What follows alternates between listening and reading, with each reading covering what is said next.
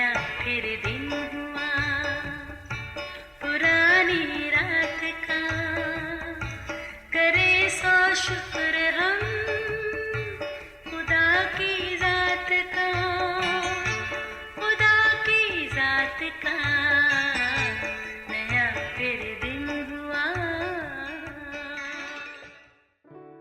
आज की आयत।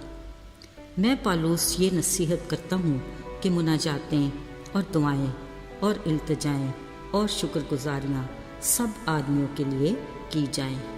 पहला तिमोथियस 2:1 आयत। अजीज़ों, हम अक्सर अपने अजीज़ों और दोस्तों को कहते हैं कि हमें अपनी दुआओं में ज़रूर याद रखिए।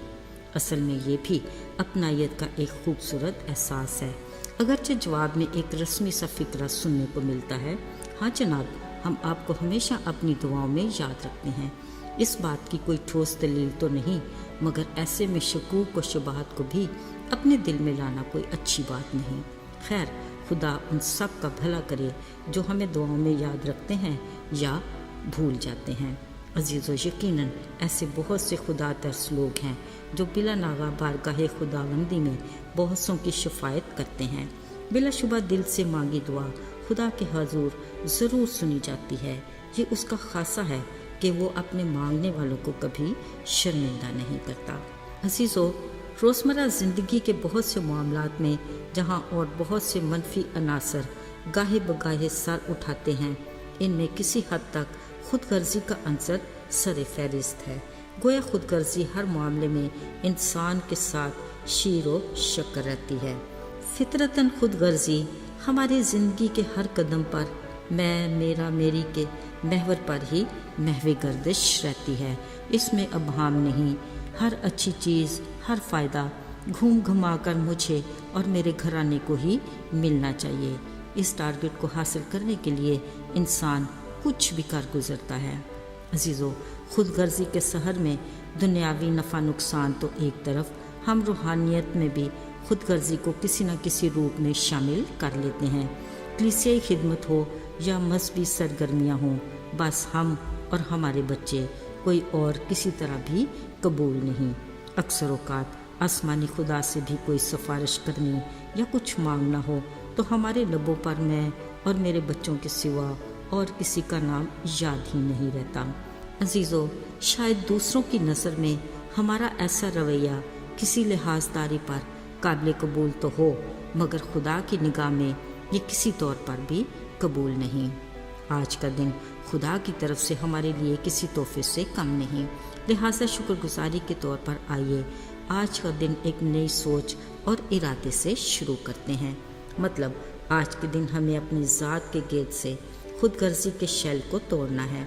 ये हमारे हाथ की वो उंगलियां हैं जो हम दूसरों पर इल्ज़ाम तराशी के लिए उठाते रहते हैं। आइए आज उन उंगलियों को दूसरों के लिए बरकत मांगने और शफायत के लिए उठाएं।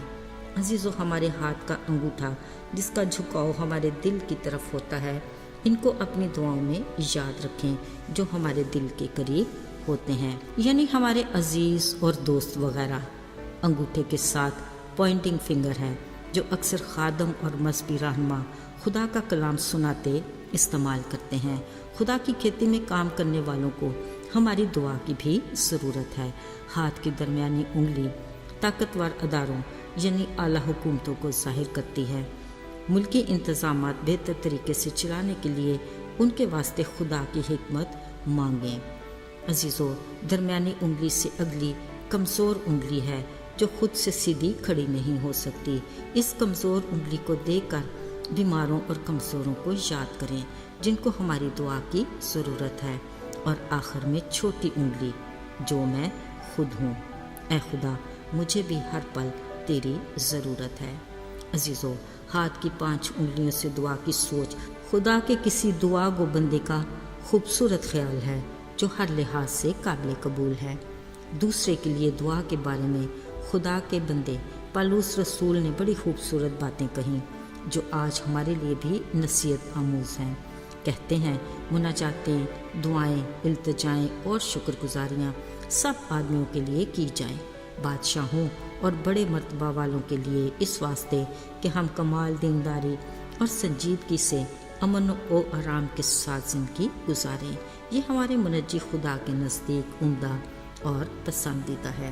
ساتھیوں، خدا کی مرضی اور اس کے کلام کی رہنمائی سے ہمیں اپنے دعا کے انداز کو بدلنے کی ضرورت ہے، تاکہ نہ صرف ہم اپنی ذات اور گھرانے کے لیے بلکہ اور بہت سوں کے لیے بھی برکت، خوشی، گواہی اور خدا کے نام کو جلال دینے کا وسیلہ بنے، جو وہ اپنے ایماندار لوگوں سے توقع کرتا ہے۔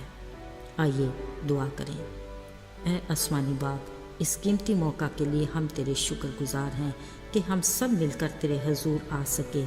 ہم اپنی کمزوریوں کا اقرار کرتے ہیں اور چاہتے ہیں کہ ہم تیرے ساتھ رفاقت میں جڑے رہیں اور ایمان میں مضبوط بنیں۔ وہ سب جو تیرے حضور اس دعا میں شامل ہیں، انہیں برکت دے۔ یسوع کے مبارک نام میں آمین۔